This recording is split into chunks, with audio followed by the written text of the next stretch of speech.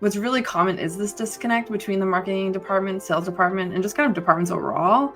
And what we have heard constantly in like struggles, especially like in person at these events throughout the year, is like marketers need to do a better job of communicating the value and effectiveness of marketing to sales. But then on the flip side, like sales needs to do a better job at communicating like their insights to the marketing team. Like in this moment, we need to say for 2025, it's not alignment, it's collaboration. Because if you just Yes. say you're aligned, it doesn't hold you accountable to saying that you're actually like working together. Just like we're aligned, but it's like, are you really?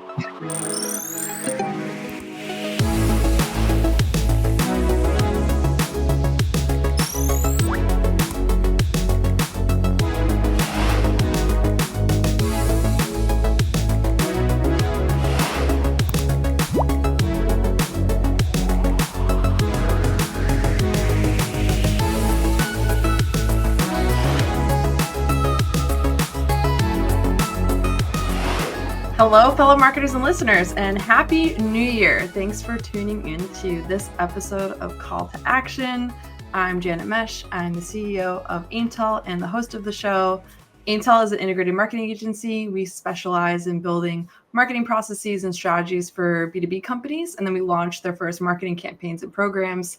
So super excited this year to do a lot of that. In this show and each episode of Call to Action, we analyze and discuss the latest trends, and research in B2B marketing and across the industry as a whole. So we conclude every episode of Call to Action with one call to action to you, the viewer. That means you'll get some ideas and tactics from myself and my co-host and our guests today on what you can do in your own marketing in 2025. So I'm thrilled to be joined by my co-host Tucker Delaney-Wynn, growth marketing lead at Aimtel, and our special guest Dylan Rudd, our integrated marketing strategist at Aimtel. Dylan, if you remember, he was in episode 3 where we dived into all things video marketing. So if you didn't catch that episode, definitely check it out. We shared a lot of really interesting insights across creating a video series into webinars. So it's a gold mine of tactics and strategies that you can apply to your own marketing and plans this year. But today we're going to be chatting about some top highlights from 2024. So taking kind of a look back and what that means of a look forward into 2025, and especially how marketing and sales leaders need to prioritize their own, plans, their own strategies together, and what that will look like for the growth of your business. Awesome. All right, I'm going to pass it over. Let's do some brief intros. Just there may be some folks listening in who don't know who we are, so we always like to just share a little context. So you can kick us off, Tucker. Hey there. Tucker Delaney-Wynn, Aimtel's growth marketing lead. Been at Aimtel for almost 4 years, based in Boston. Been lately focused on creating marketing strategies, running lots of campaigns, and driving marketing and sales alignment, which I know we'll be talking a lot about today. Very excited for this one, and very excited for Dylan, you to be back on the program. I'll pass it over to you. Yeah, thank you so much, Tucker. Glad to be back as well. My name is Dylan Rudd, and I'm Aimtel's integrated marketing strategist. Also just passed my 4-year mark back in November, I believe. Time really flies. Really, really crazy stuff. I work very closely with Janet and Tucker and the rest of our internal team to create full-scale digital marketing strategies for our clients across a variety of different service lines: email, social media, paid ads, and more. 2024 was definitely a big agency year for us and for the industry as a whole. So I'm really looking forward to taking those learnings and using them to like really strategize and plan for 2025 with our clients and our community overall. So yeah, it should be a fun episode.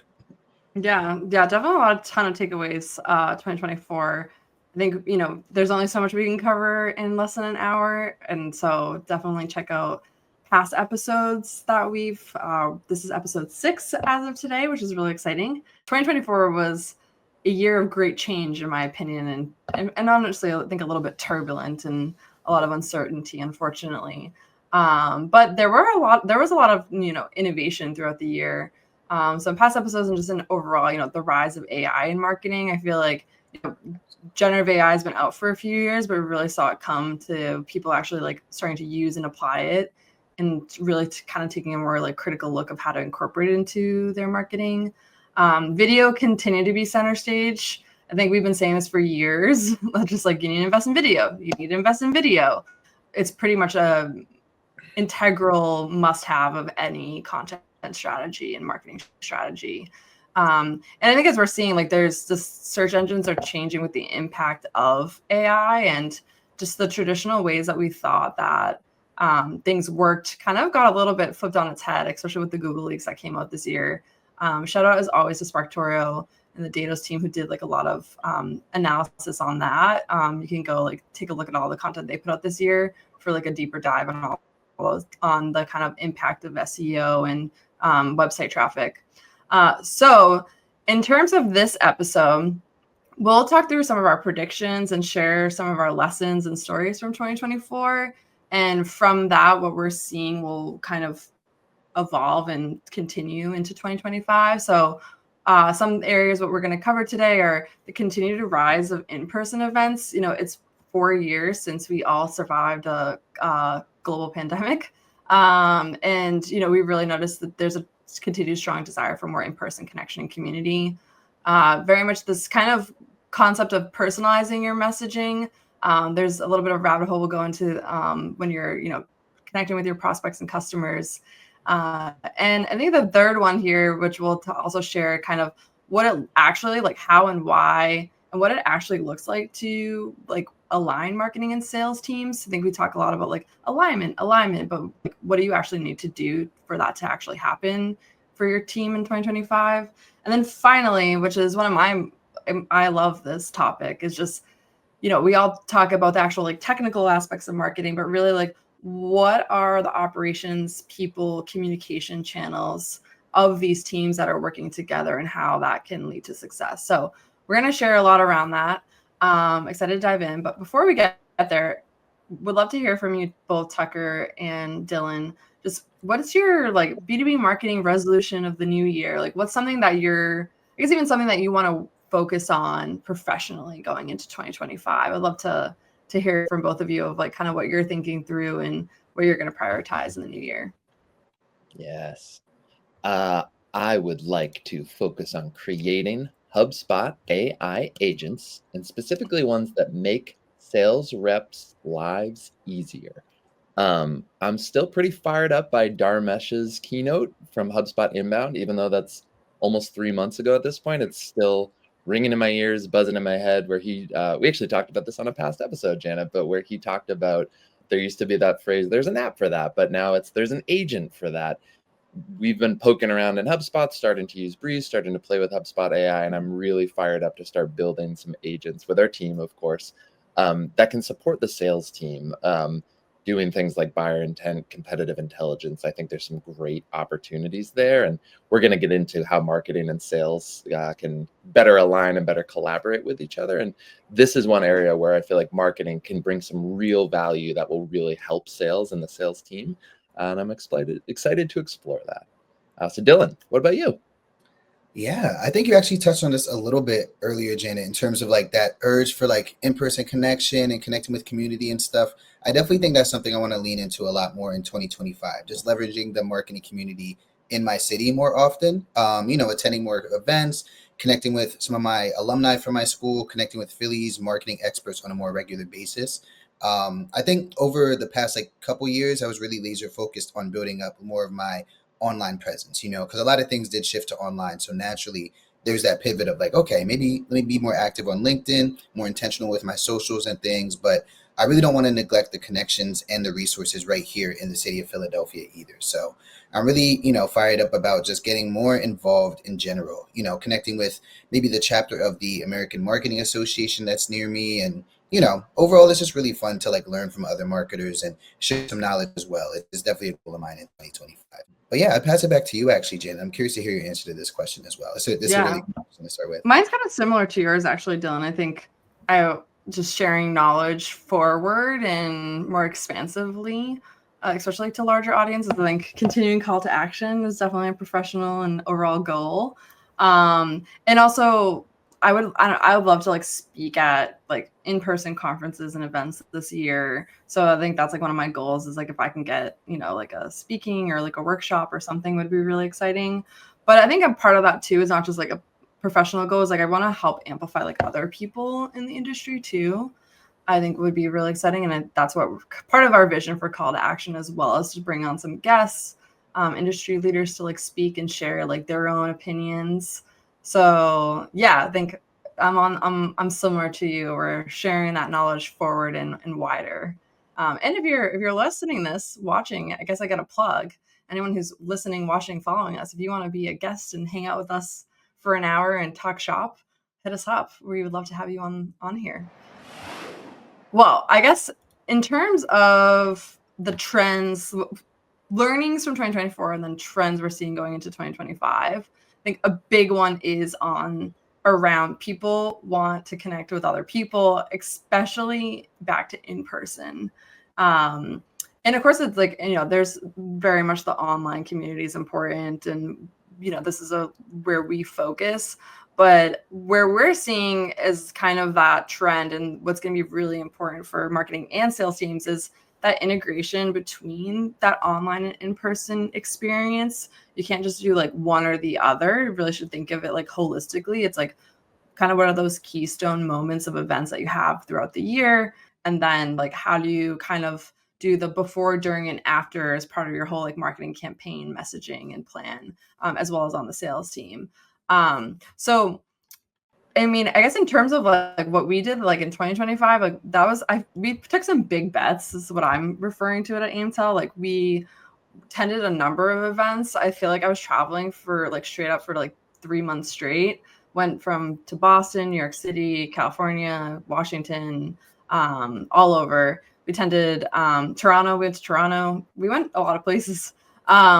And so I think we really saw that, across the HubSpot Inbound Conference, the B2B Marketing Profs Summit, and then just a range of, events, small ones too. I'm based here in Boston, so there's always a lot going on as well. So as we saw this year, there were a lot of events. We went to a lot. I know like companies were investing a lot. It's kind of this big return 4 years later. And I think this is what we're just going to continue to see this going into 2025. So curious to hear what your thoughts are around this as well, Tucker, and a little bit of, from your experience or what you're seeing. And for you, Dylan, too, you guys can jump in and share what your predictions are based on what we saw in 2024.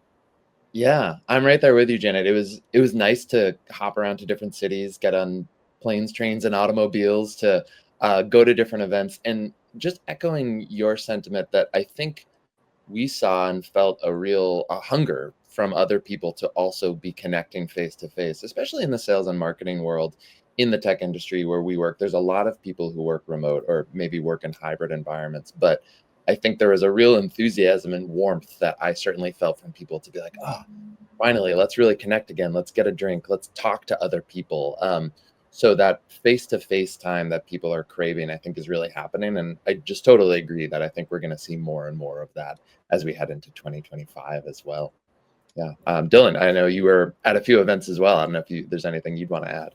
Yeah, no, I would absolutely agree with that. I think just from the events that I've attended in the past couple of months, I've definitely felt a big difference between those in-person interactions versus, being able to tune into a webinar and kind of attend and get that same information virtually.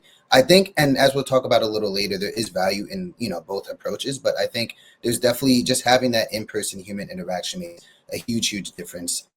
Able to learn from other marketers and have those conversations face to face, and being able to exchange information. I think there's just a lot of value there that just really doesn't always translate fully when it comes to like online events and networking conferences and things. So I could definitely see that being a huge surge going into 2025 as people kind of do a little bit more of a segue back into like the in-person experience. So yeah, and actually I'll pull up this kind of first report research from Bizzabo. It's an event company. They haven't come up with their 2025 trends report as of the moment of us recording this, so it might be live and we'll share it in the show notes once it is live. But they did do like a webinar, so it's funny, they did like an online kind of to share some of the data already, and the question is like, what do you think will be the top event trend in 2025? And two of the 5 listed here that like are standing out are one, networking opportunities. So, folks want to network, create meaningful connections with others. And then the other one is micro events. So communities are more, people want to be attending almost like smaller, more local events. So I think we definitely saw a lot of that. And we even hosted some of them, which we'll get into in a moment, and share some of our lessons learned and what people can do in 2025. But yeah, I think what you're saying, Dylan, is true. Like that hybrid approach is still going to be a thing, and you do really need to do both, because you want to hit. You can't just only focus on a local community. Most companies, they want to, if not across the United States, but multiple countries. So having that hybrid approach really does help with that kind of convenience of the virtual events, but also bringing that in-person connection. Yeah, it's definitely really helpful to kind of have the best of both worlds there, because there are pros and cons to both sides of the coin, right? But I will say too, with that hybrid approach, I think there's also going to be an increased importance in like the integrated communications, before, during, and after each event, just to make sure that the online experience and the in-person experience, they all feel very seamless. Like with your in-person interactions, the online interaction shouldn't feel siloed from those. You really want it to feel, again, very seamless and personable in order to really have the desired impact on, both sides, in person and online. And there's actually some research from McKinsey & Company I can go ahead and pull up as well. They mentioned that 78% of consumers have already said that like personalized content makes them more likely to revisit and repurchase from a company. So, the way that people are communicating, it influences not only their initial decision to purchase, to engage with your organization, but also can lead to long-term brand loyalty. And even as you can see in the bottom left, like, referring and recommending to other employees, to other family, and to other people in their network and things. So there's a lot of value that comes from just really being intentional with your communication when it comes to events. Like audiences can really see through the more generic responses. If you think about like the automated message you might get after an event or something like that. Mm-hmm. If it just feels very copy paste, thank you blank for attending blank, like audiences are really starting to see through that a lot more. So I think, going back to kind of what we're seeing going into 2025 for the event experience, I really believe that words are going to matter a lot more in the follow-up correspondence, and, being able to take the time to personalize that experience a little bit more is definitely going to go a long way. Yeah, we have some examples, because I feel like I've experienced that firsthand attending other people's events this year, and I know Tucker did too. But the personalization thing, I want to sit here for a moment, because the personalization topic is an important one, because this is a trend that is confusing, in my opinion, and contradictory.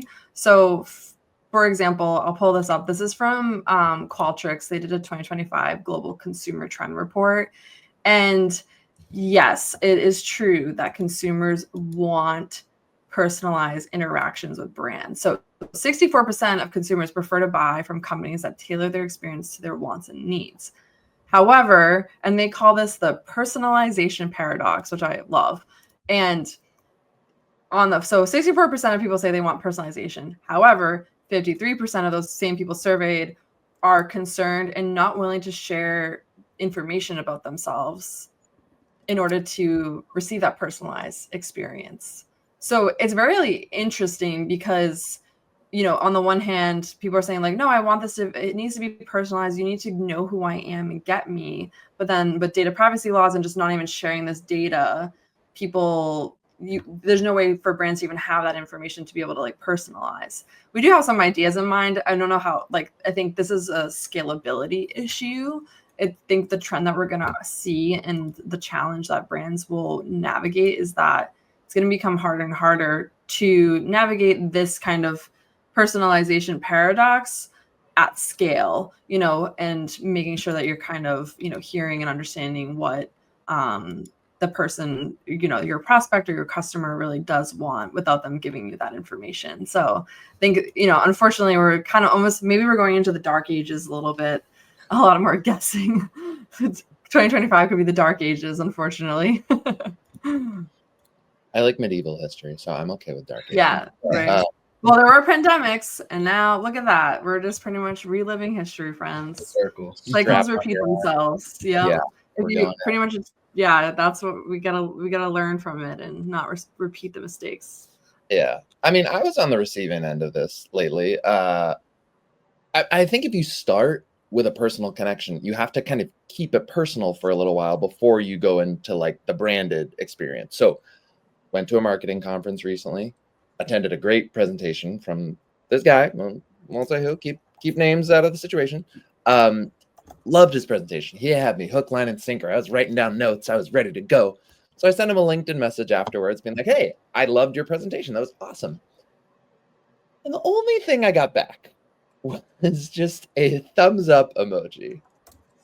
That was it. Like, no lines of text, just a thumbs up emoji. And it brought me back to maybe my like high school and college days where you're texting someone and they text you back just the letter K.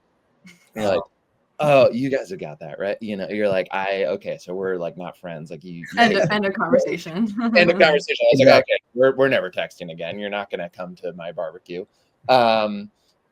So yeah, but then the funny thing is the very next day after my thumbs up emoji message back, I get a marketing email from the same company, this person's company, asking me to request a demo. And I was like, come on, you know, I think that's where your email. Did you give your email from the event?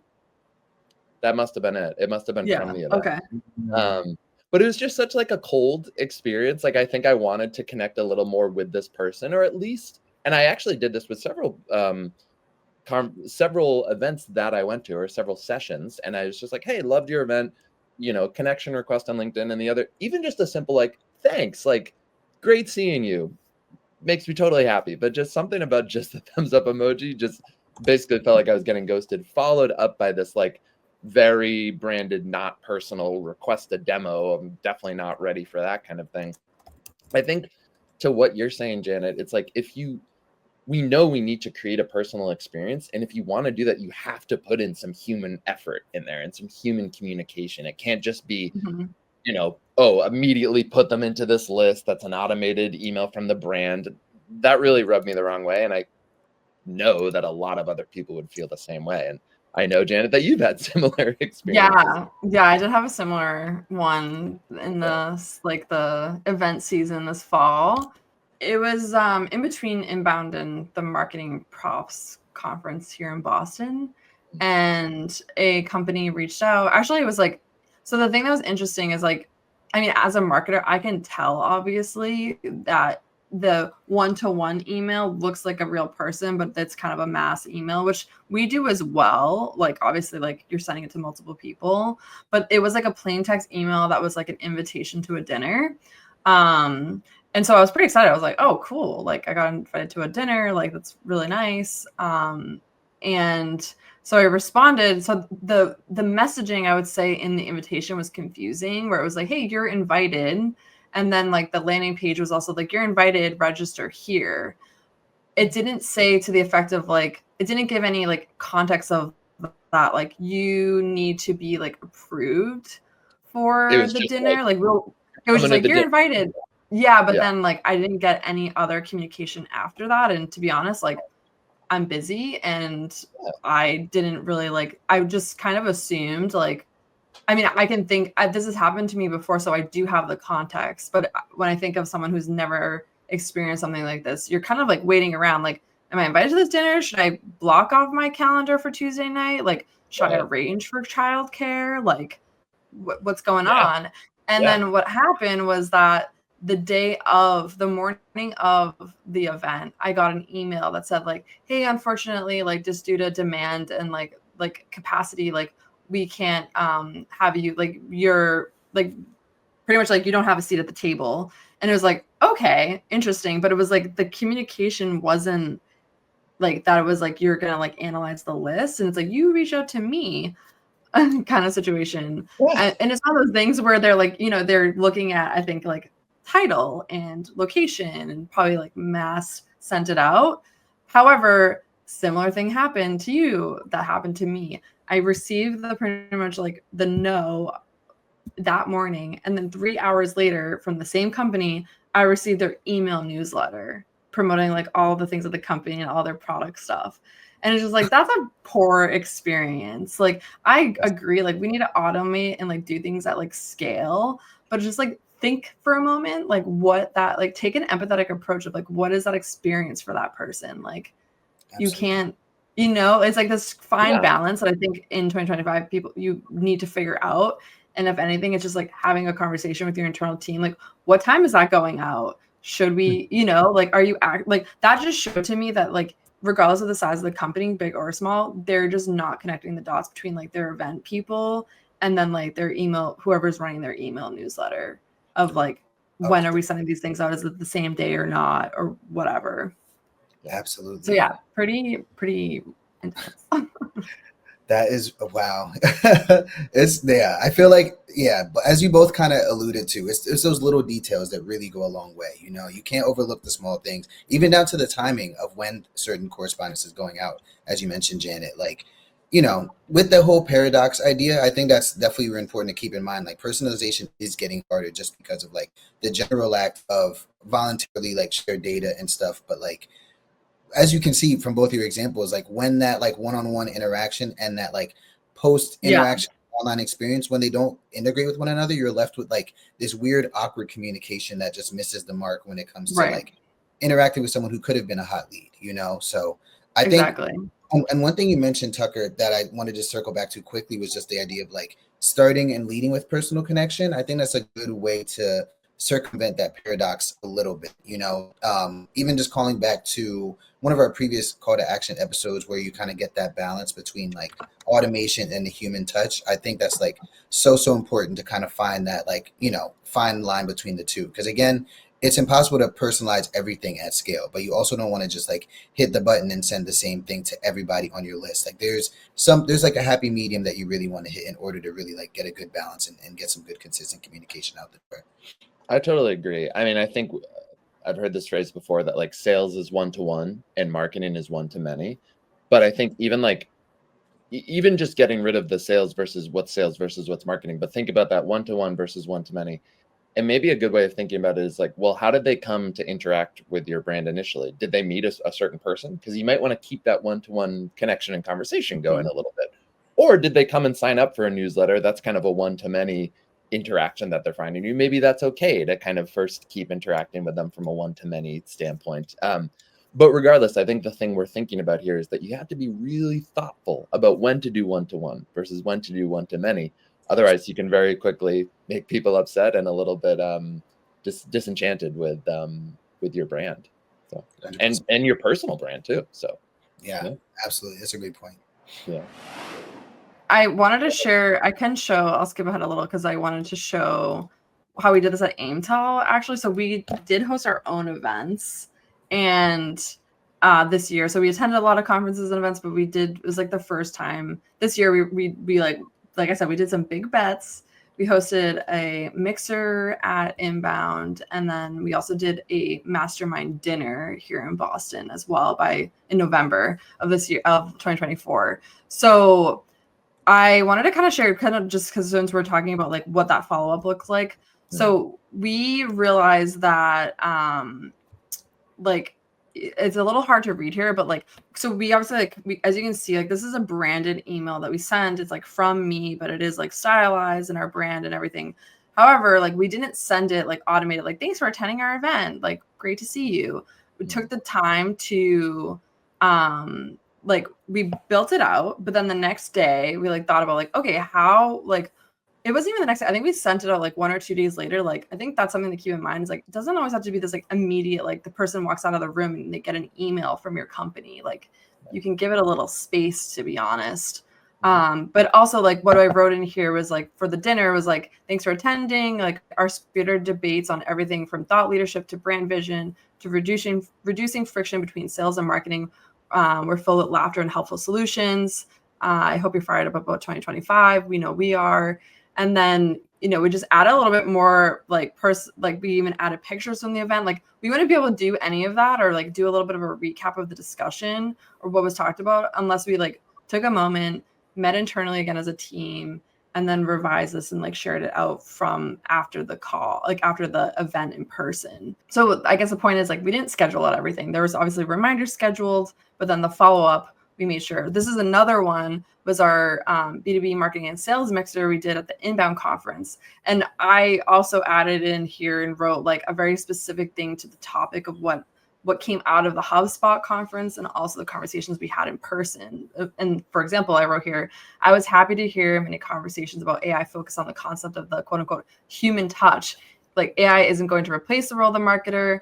or the sales leader or founder, it's really going to help make things more efficient and really bring our expertise forward. So we wanted to be able to do something like this and personalize it without taking a moment to pause and then having a discussion internally and making sure that other emails weren't going out to the same people at the same time, because that's just confusing. People will expect you to give them something as a follow-up, but if you're hitting them like we experienced with a product demo or totally different email newsletter, it's just going to kind of go a little, it's confusing. It's confusing, and it just seems a little tone deaf in a way. Yeah, no, I totally agree. Well, and I think as we're talking about this, it's like personalization. How do you actually make personalization happen? We're talking about it. You're mentioning it in the communications, Janet, both before and after, to make sure that it feels personal. I think even in the networking itself, in the report, one of the reports we looked a little bit earlier, the concept of micro networking has really stuck out to me. I think that's what we did with our mastermind dinner. There was another larger event, hundreds of people going. So I'm kind of getting into this phrase of BYO networking, right? If you want to have a little more of an intimate networking experience, go out and create that. That's exactly what we did. And shout out to you, Janet, and the Aimtel team for making that happen. But that's one trend that I really see happening more and more. And I think it's a really good opportunity for marketing and sales teams to start thinking about. Even at HubSpot Inbound, within Inbound, they had these smaller meetups. There was a small but mighty marketers meetup. There's a working parents meetup, which I loved, get some tips on what to do when your baby naps, how to get some work done then.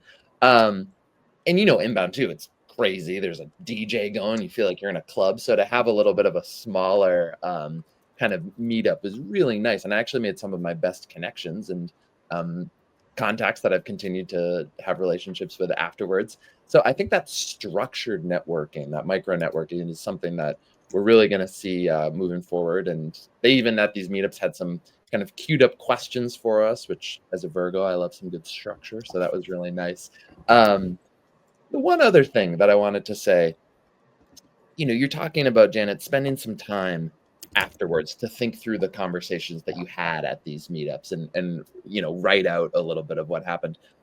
But that also requires people at the meetups to go and really have a personal connection, to say hi. Right. So you and I went to a couple parties this year, a couple mixers, Janet, where the hosts of the party never even went and talked to us.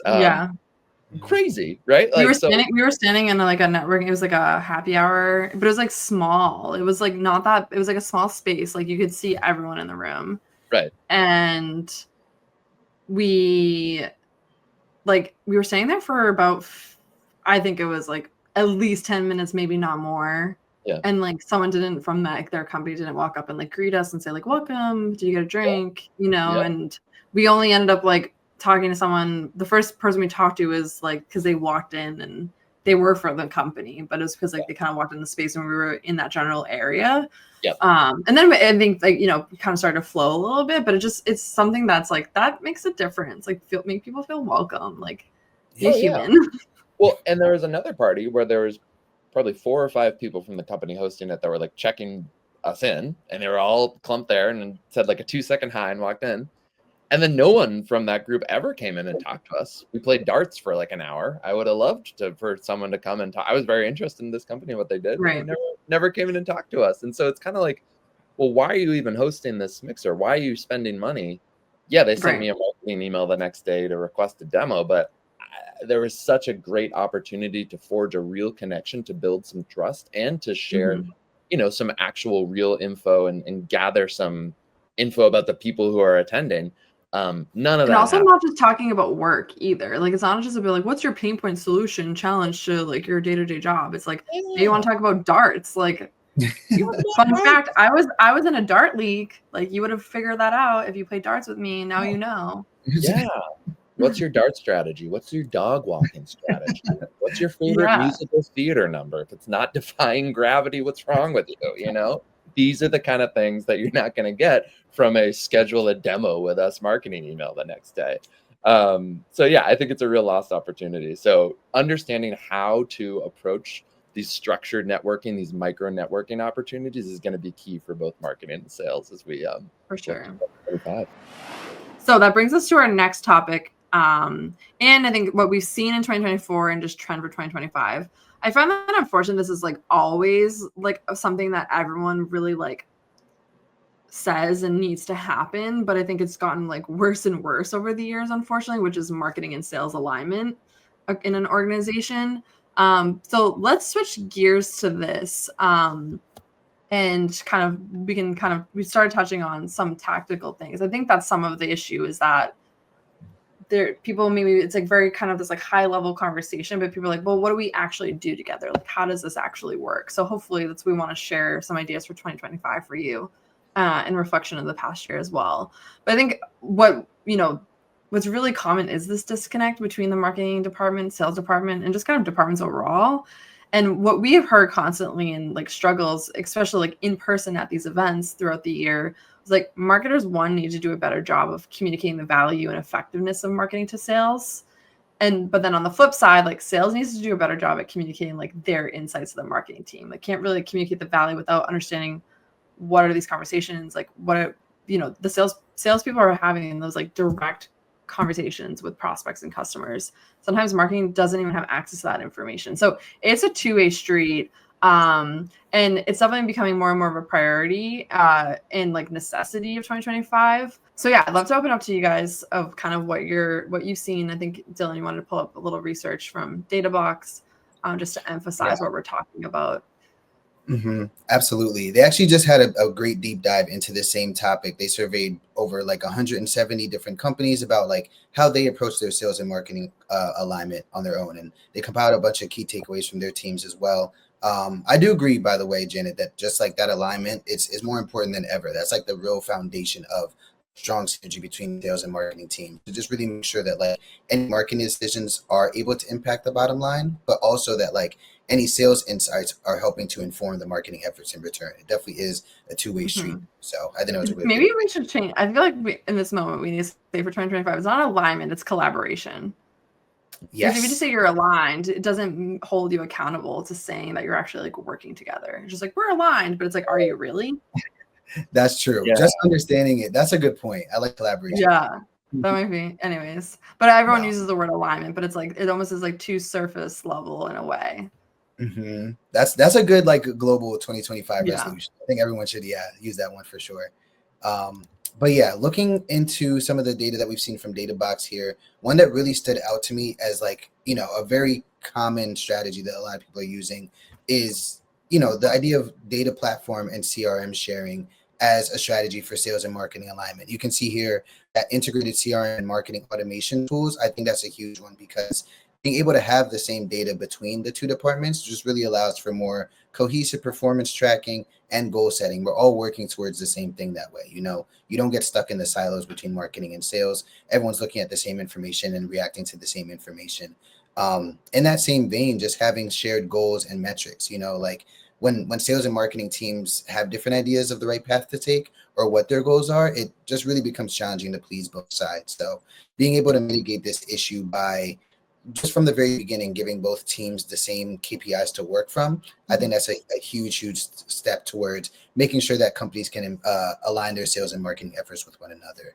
And the other ones are interesting because like regular sales and marketing meetings is at the top, then collaborative content creation and cross-departmental training sessions. Collaboration, like people just need to talk to one another.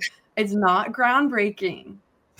It's not innovative. You just need to like talk in person and online and just make sure everyone is on the same page in the same CRM as you just described, Dylan.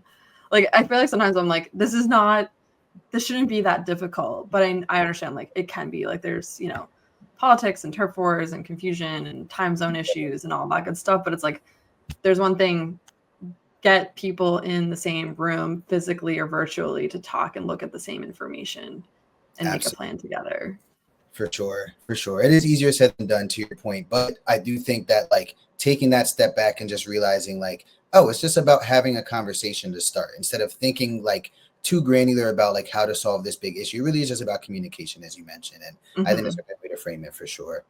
And Tucker, I know you actually had a lot of information coming from the Marketing Plus B2B forum around this same topic. So if you want to talk us through some of those key takeaways, we'd love to hear from you on that topic as well. Absolutely. Yeah. And I think I think everybody listening would probably agree with us. They're like, oh, we need to align, we need to collaborate. But I feel like, got to go to the Marketing Profs B2B forum. Shout out to Ann Hanley for just creating an incredible conference and really bringing in tons of great speakers, including this guy named Kyle Lacey, the CMO of Jellyfish, who had a lot to say on how to get marketing and sales to collaborate more effectively. So Kyle had this quote, pretty straightforward, kind of aligned with what we're saying, but sales and marketing alignment is built around revenue. So just to make things really concrete here, using revenue as the primary metric, primary thing that sales and marketing teams are aligned on. And he said, look, the ultimate goal of marketing is the same as the ultimate goal of sales, which is the same as the ultimate goal of every single business, aside from nonprofits, which is to make money. So you should align yourselves around the largest business outcome you can, right? And I think when marketing and sales are tracking different metrics, we know that causes huge frustration. And honestly, when marketing isn't analyzing revenue, isn't even trying to make those connections, it makes marketing look really bad. We talk a lot about transitioning marketing from being seen as a cost center to a profit center. Start there. Start with trying to analyze and show the impact on revenue. I know it can be hard, especially in big organizations. I know it can be hard, but it is possible, and you really have to do it.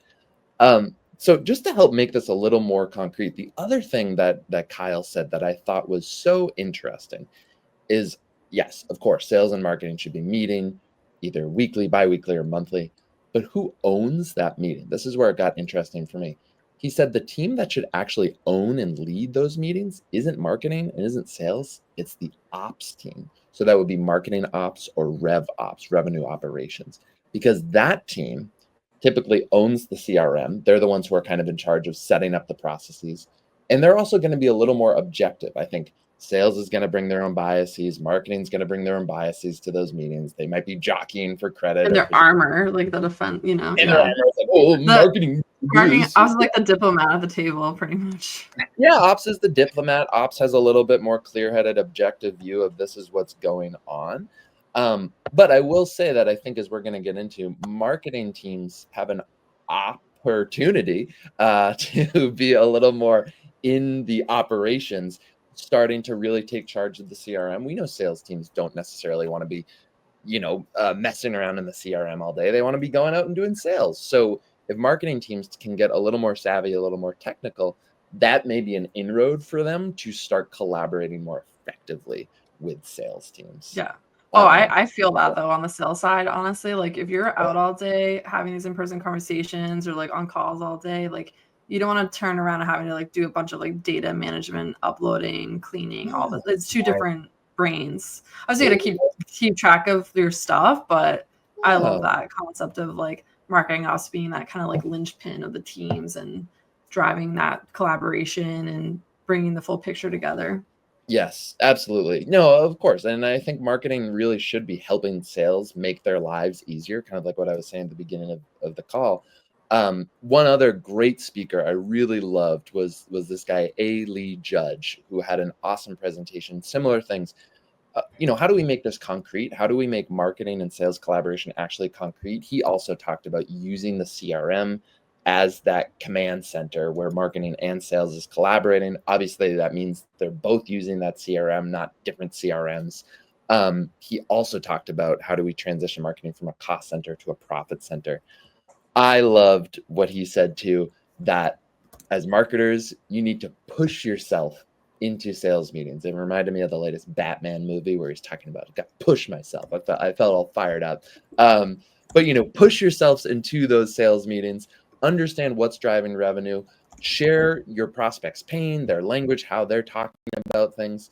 The one other little nugget that A. Lee Judge said that I thought was so good was, if you're trying to figure out how to show marketing's impact on sales, start with a sales report. Take an existing sales report.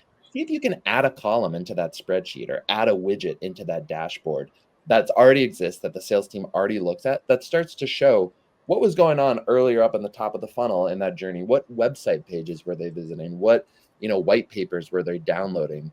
that eventually, this person then, signed a deal.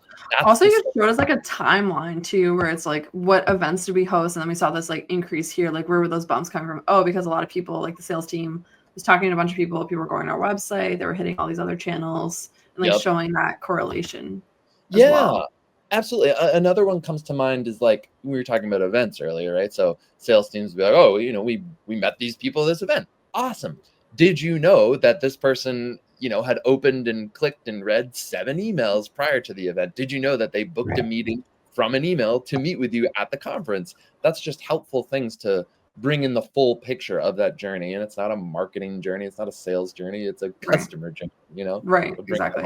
Well, what's interesting about that too, though, like kind of is that I think, we're talking about like marketing needs to help sales, but sales also needs to help marketing and understanding that like not everyone is ready to be like pitched to and ready to buy. Like we just explained that, like we met someone for the first time. We weren't ready for a demo of their product. Like we didn't even really have a full conversation or anything. And there was another at the B2B marketing forum conference by Marketing Profs. There was another, I think it was in the keynote, Tucker, right? Ty Health from the B2B Institute, like LinkedIn's think tank. They were sharing, they shared this, which we grabbed, that your future buyers, like 95%, it's like they call it the 95 to 5 rule. And 95% of your potential buyers aren't ready to buy yet. And that just comes back to like, there's why you need to like nurture and create content and educate them, entertain them. And then you can activate them into, a sales qualified lead and pass them over to sales. But just because someone takes some sort of action, like one action, does not mean that they're ready to like, there will always be, I think, an anomalies. Like someone might see something and they're ready to buy, but that's very rare, I think, overall. Like what you see more so is that you really need to nurture, build that relationship, plant those seeds, educate them, and then they'll maybe be ready to like talk to sales. Like we talk about this in other call to action episodes. Like it's a known fact that like buyers want to educate themselves. They want to come to these meetings feeling like they can like pretty much meet the salesperson at the table and have like a next level conversation about like the solutions and offerings of your product or service. They don't want to like go through the like introductory pitch or, what they can just get on YouTube from a video. They want to like go right into it. So I think this is something that we constantly see. And, if you can start to try to build out you can build these things out with like visualize your pipeline in HubSpot and start to show this, like we have 75 marketing qualified leads. And out of that, we have 5 sales qualified leads. And out of that, we got 1 opportunity or whatever, like it is. Bringing that together and like visualizing that as a team will be really important in 2025. Totally agree. Absolutely. Yeah. So I love this. We talk all day about this, but I think recapping this section, when we think about the 3 priority areas for marketing sales teams to prioritize and focus on as we head into 2025, let's facilitate consistent meetings to look at pipeline, to review activities, really connect between marketing and sales, have those consistent meetings weekly, bi-weekly, or monthly. Number 2, using one collaborative space. Ideally, that's one CRM for marketing and sales to use together. Could be HubSpot, could be others, but that way we're making sure everyone's looking at the same data in the same place, talking about the same things. And then finally, I think especially for marketing, being able to measure and even, just as importantly, measure and show how marketing is affecting and impacting sales. Really critical. Yeah, like the goals, the KPIs, like I think what we're saying is like, it shouldn't be like just marketing versus sales goals. It should be like business goals. Like what are the business goals and how are each team's like individually and collectively helping to influence and achieve those? All right, our final like observation from 2024, and then just like, I think we call it like maybe priorities for 2025, also like trends, but we always think about and talk about like the very tactical, like specific things you can do in your pipeline and your strategy and in-person online. But I think what we see is one of the most integral things and needs to be prioritized in 2025 is like the collaboration, communication, and even like technology that supports that teamwork and that you can actually like operate as these teams together and as a business. So I'd love to kick it over to you, Dylan, just to share and kind of get your thoughts. Like you help a lot of our clients also think through the kind of the process side of how we're going to do and achieve these things together. And a lot of the time we find that they're all over the place sometimes. So let's jump in and kind of conclude this call to action episode all around the collaboration, communication, and teamwork necessary to achieve this level of success.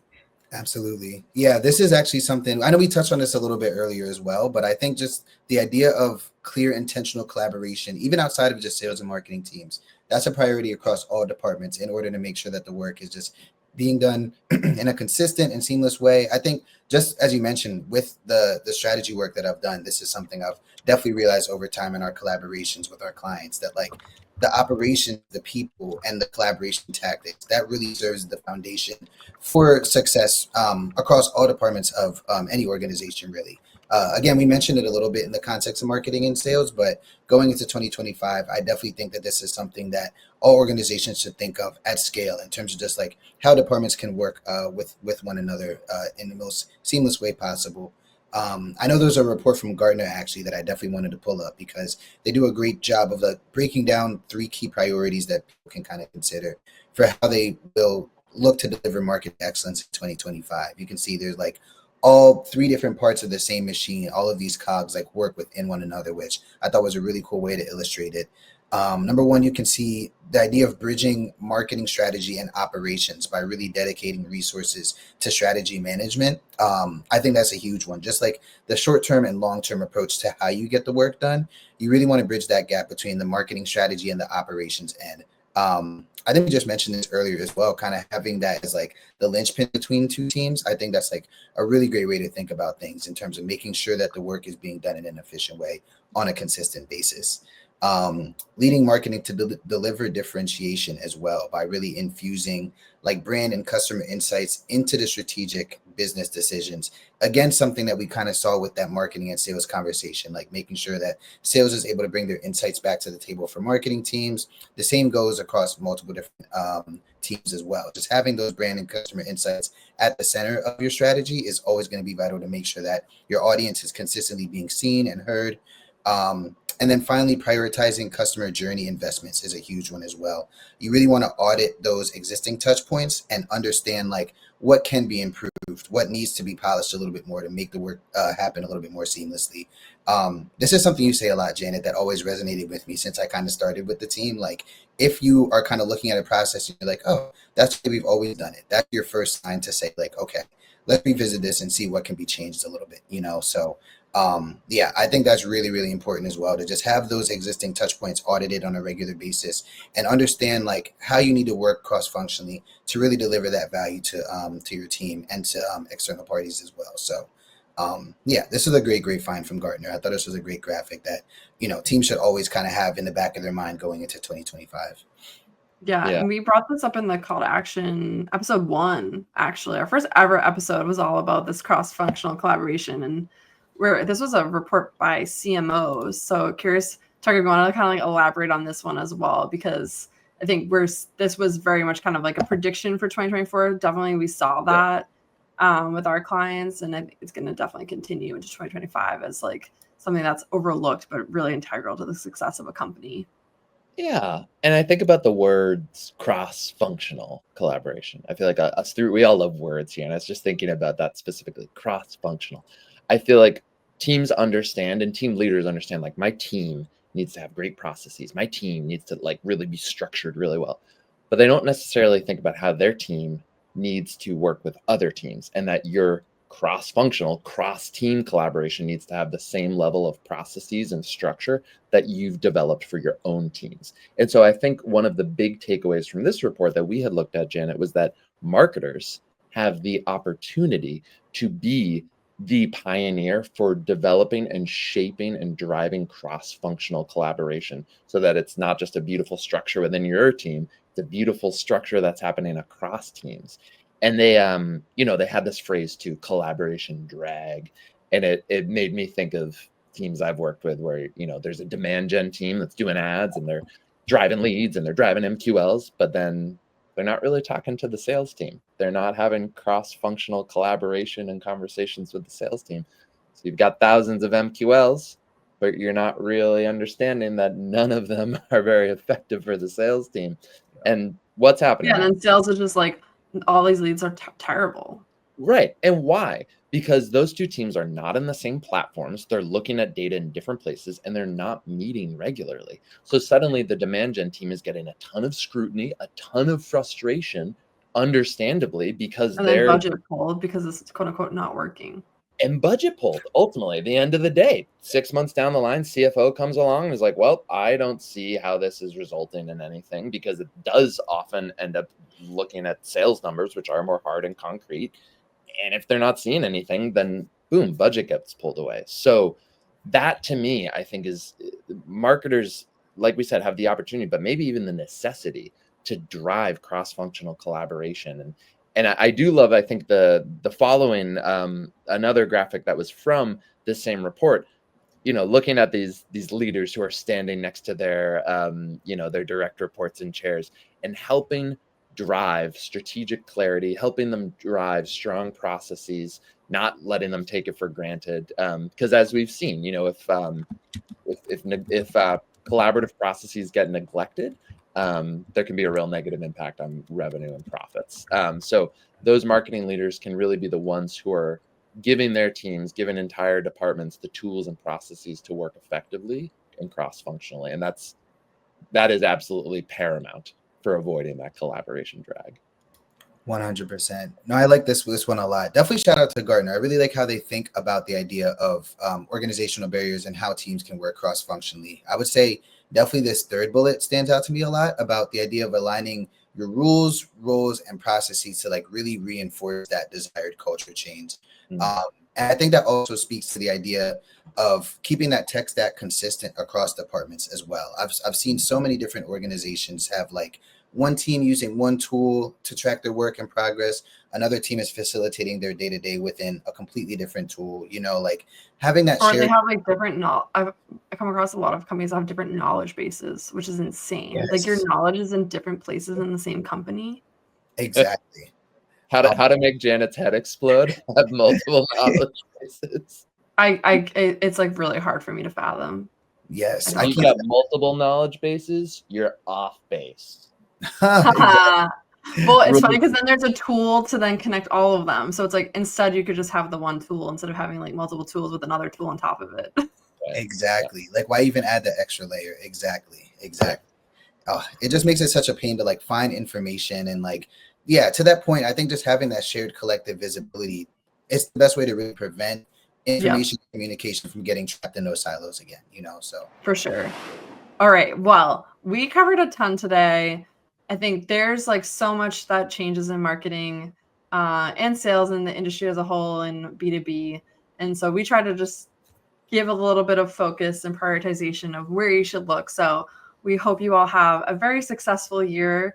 Definitely let us know what you want to see this year. If you want to be a guest on the show, we will be inviting guests to join Call to Action and share your industry knowledge and insights.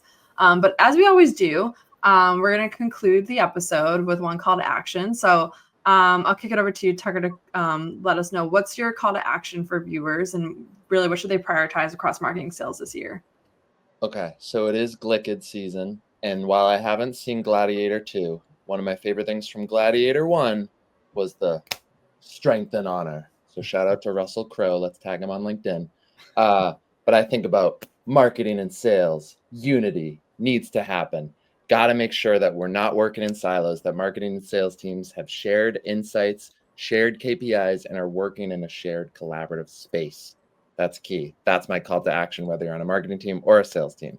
Make it happen. Dylan, how about you? This one is not from Gladiator, but I would say that I think my big takeaway from this whole episode would be just not neglecting your operations.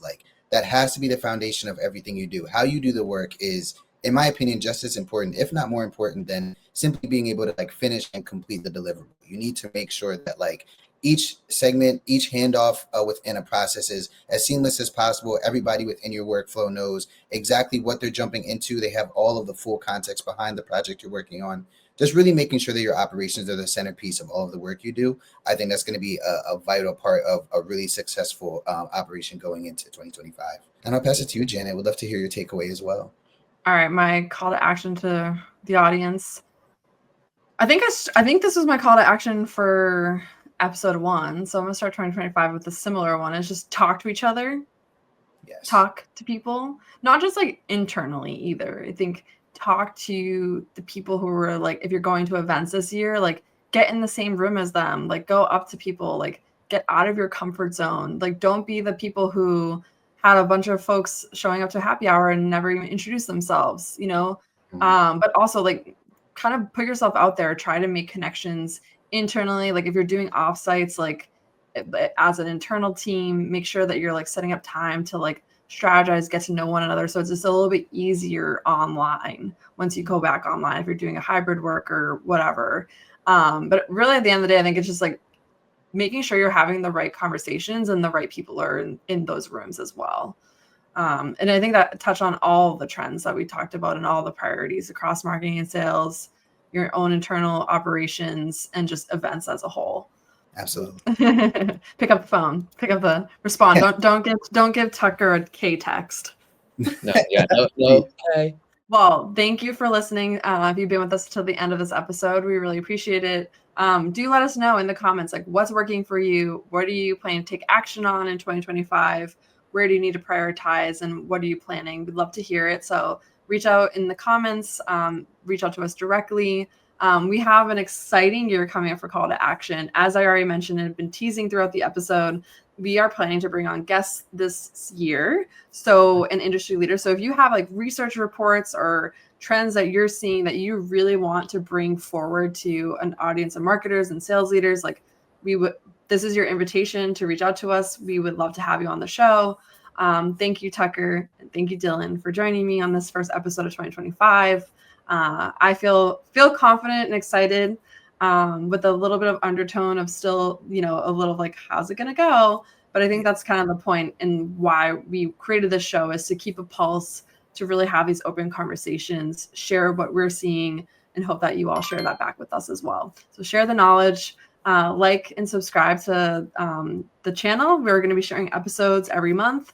And we don't want you to miss one. So until next time, we'll see you on the next episode of Call to Action. Thank you.